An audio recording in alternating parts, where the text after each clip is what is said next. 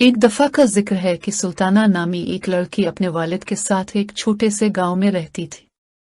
इसकी वालिदा का बचपन में ही इंतकाल हो गया था। वो अपने घर का काम खुद ही करती थी और फिर कॉलेज भी जाती थी। कॉलेज जाते हुए वो हर रोज रास्ते में एक जगह पर परिंदों को खाना खिलाया करती थी। इसके घर में भी 2 परिंदे थे, वो उन्हें रोजाना दाना खिलाया करती थी। एक दिन जमींदार के बेटे ने इसे परिंदों को खाना खिलाते देखा और देखते ही इसका दिल सुल्ताना पर आ गया। इसने अपने वालिद के पास जाकर कहा कि वो सुल्ताना से शादी करना चाहता है। जमींदार ने सुल्ताना के वालिद से बात की और अपने बेटे की शादी सुल्ताना से करवा दी। सुल्ताना अपने परिंदों का पिंजरे के साथ अपने ससुराल के घर गई।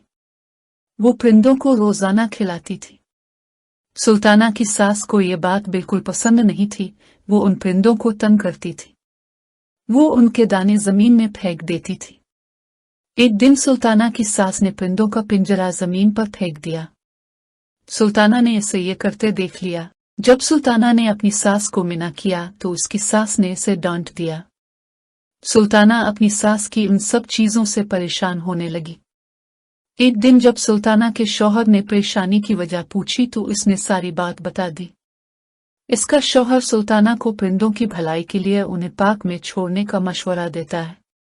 अपने शौहर के कहने पर सुल्ताना ने बाकी परिंदों के साथ दोनों परिंदों को भी पाक में छोड़ दिया। वो कभी कभी खाना देने पाक में जाती थी। अब पाक के सारे परिंदे सुल्ताना के अच्छे दोस्त बन चुके थे। परिंदों ने भी अब सुल्ताना के घर आना शुरू कर दिया।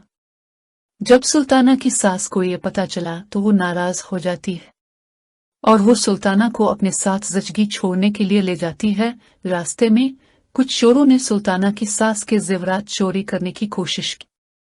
तब सुल्ताना के परिंदे आए और चोरों पर हमला किया, जिसकी वजह से चोर फरार हो गए।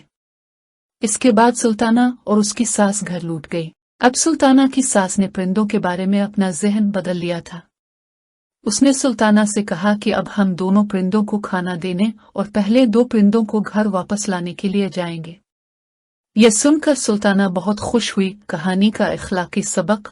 ये कहानी हमें सबक देती है कि हमें जानवरों के साथ अच्छा सलूक करना चाहिए।